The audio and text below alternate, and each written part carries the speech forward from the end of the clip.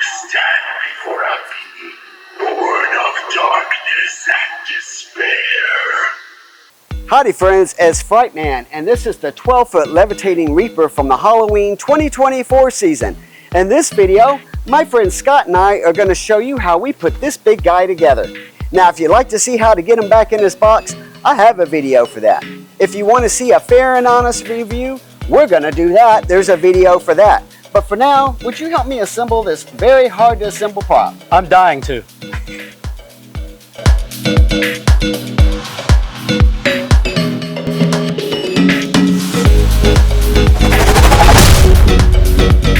Alright, so we're going to start assembly with this base, and you'll see that the pole that is going to be holding our Reaper up is over on, if you're facing him, it's going to be over to the right hand side. So the base is a little tricky to put together because it's a very tight fit, but it does have pins here that need to lock. And trying to get the front and the back at the same time is what's making this a little bit tight, because they kind of have to go together at the same time. Alright, so there is a pin at the top and there is a pin at the bottom that we have locked in. Here in the center there is not a pin, and we're going to be putting a screw here right in the center. So there's 3 screws that come in the box. There's one large, I should say one longer, and 2 shorter. We are using one of the shorter screws to go ahead and secure this base together. Now, I learned from putting another similar prop together, you don't want to tighten this screw too tight, because if you do, then the nut that it attaches to will just pop right off. Alright, so when putting on this C-pole, there's actually 2 pins, or there's pins on each side. We're going to be putting the side in that has longer past this pin, where the pin here, there's a shorter area. The pin here, there's actually a much longer area.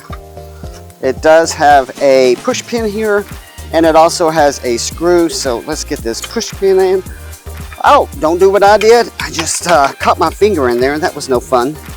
And then there is also a screw down here that we're going to put in. This is also the second of the screws, or the shorter screws, that we're going to use to tighten up here. Again, just a reminder, don't tighten it too tight. Alright, so now we're going to be taking this scythe pole that is supposed to be labeled D, but it's not. So now we're going to take the 2 wires and go ahead and feed them up in this pole before we drop it on.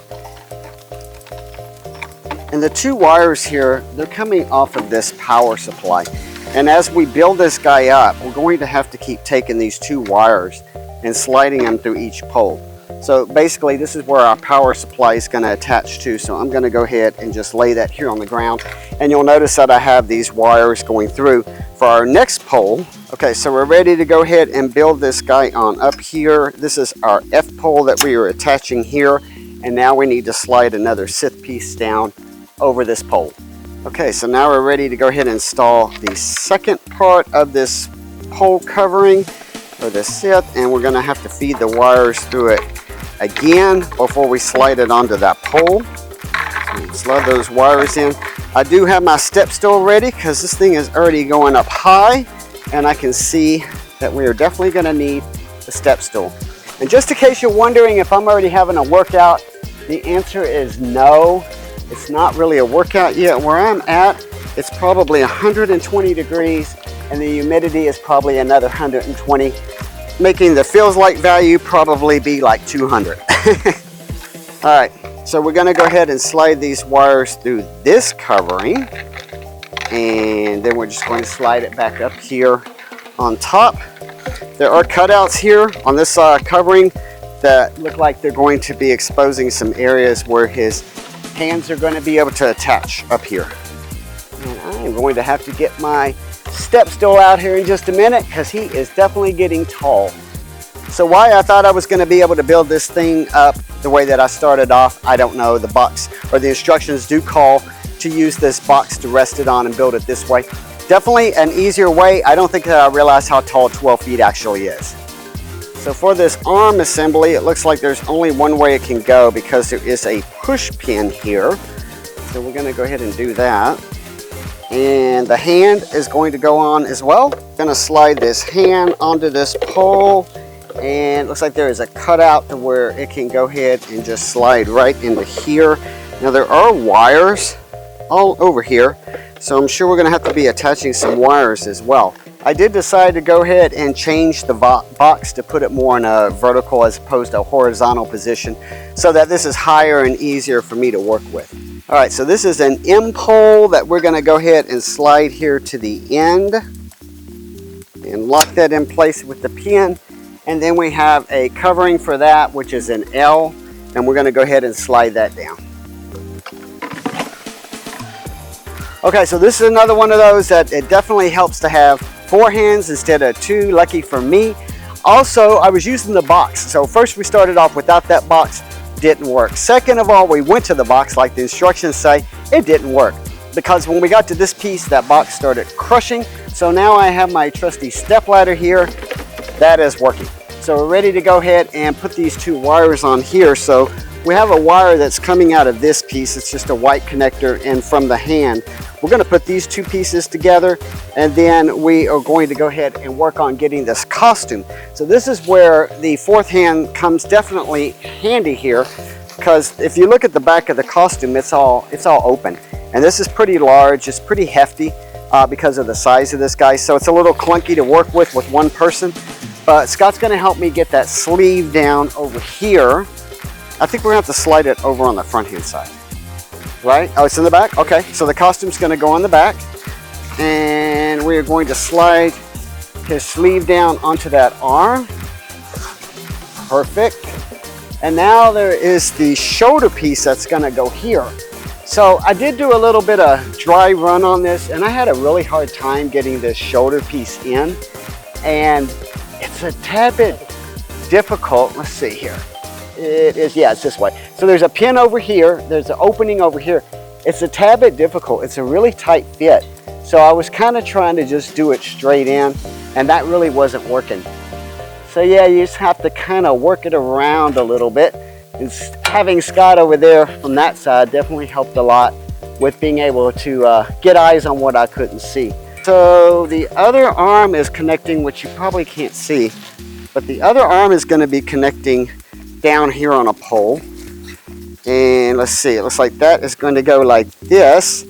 And then we have a piece that we're going to connect here, or another pole that's going to make up his waist. That is labeled P. It is just one big straight pole. So we will slide P onto here and click. And then lastly is his waist. So the waist is going to slide on the bottom of the P. I know you can't see it because the camera's kind of far away, but it's going to go like this, and there are like 10,000 wires hanging off of this control box. So I haven't actually seen this guy in action, but it's kind of cool looking at all those wires because I know he's going to do a lot. And then I think we can go ahead and add his chest on. So his chest is heavy. It's got multiple wires on it. It does have the U-hooks here. So it looks like that is just going to slide right here in the front. It's pretty heavy. I know once this guy's assembled, he's definitely going to be heavy.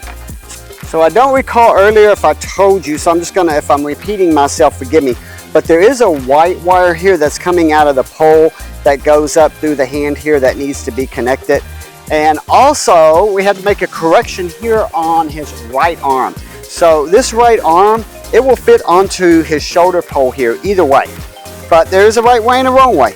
So there's a longer straight piece here that actually is going to be connecting. Earlier, I think I had it like this, which would have had his hand pointing backwards.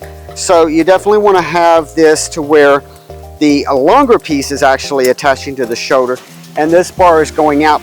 So now we're ready to install his head, and Scott's going to actually hold this head because it's pretty heavy. So hang on just a second. So we have to take all of these wires and feed all of these wires back through his neck frame before that head actually goes on. But it's definitely good to have somebody helping you here because it's pretty heavy. So if he holds that, I will feed that through the neck poles here, and I'm going to push the connectors so you can go ahead and push them down. And the head is not locked in place. The head is locked on the right and the head is locked. Okay, so we are locked. Need a hand? I do. So we're ready to go ahead and put that right hand on. So we're going to drop him right here. Luckily, there is only one way that this can go. So now it's a matter of wiring, and there are about 15 wires, no joke. There's about 15 wires. So we have a lot of wires that are coming off of the control box. We have a lot of wires, or some wires, that are coming out of this sleeve.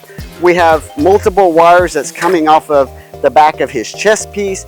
We have wires that are going to connect that are coming off of his head, and we have wires that are going to be connecting over to that right arm.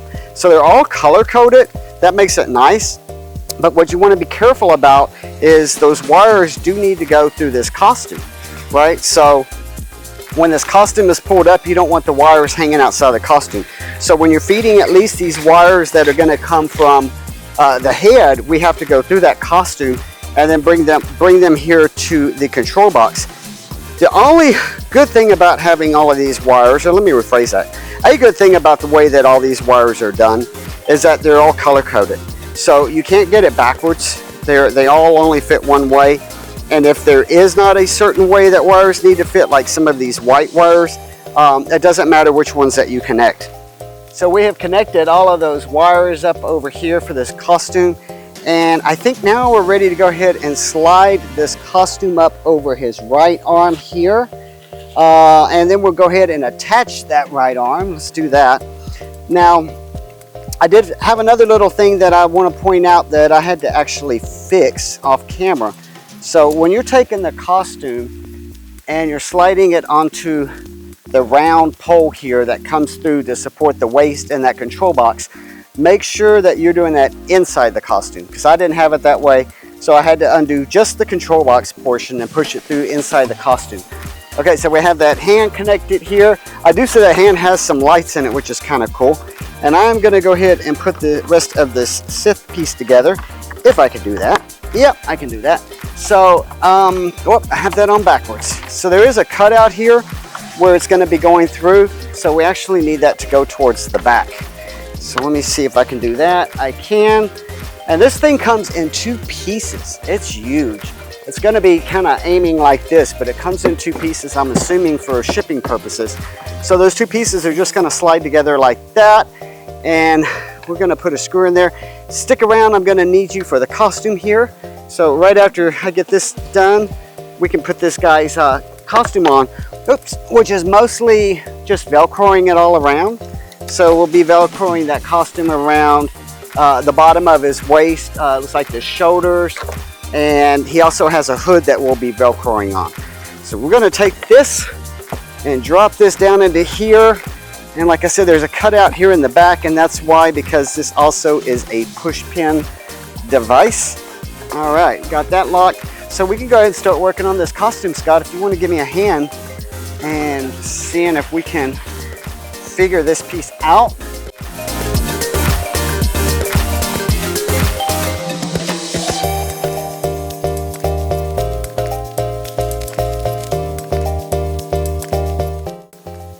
Whew, okay, so we got that Velcro job done. It's kind of tricky. I would recommend that you start up here at the top and work your way down. Initially, I think we started at the bottom and it didn't fit at the top. It was just all way too tight here. But I think we can go ahead and put his hood on to his head now. Let's try to work that one into place. All right, so we're ready to go ahead and bring this guy up vertically. There is one more piece that goes on his backside to give him a little bit of rear action going on. And then there's also the extender poles here. We're gonna go ahead, or Scott's gonna go ahead and start putting the extender poles here over on the left-hand side. We're gonna bring this guy up. We're gonna put that backside on, and then we're gonna give a plug-in and see how he works. Wow. Wow. And this is the 12-foot Levitating Reaper, and we're gonna let that car just go right on past. So I hope you enjoyed watching this video. I hope you learned something. Give it a like if you did, and until next time, stay spooky, my friends.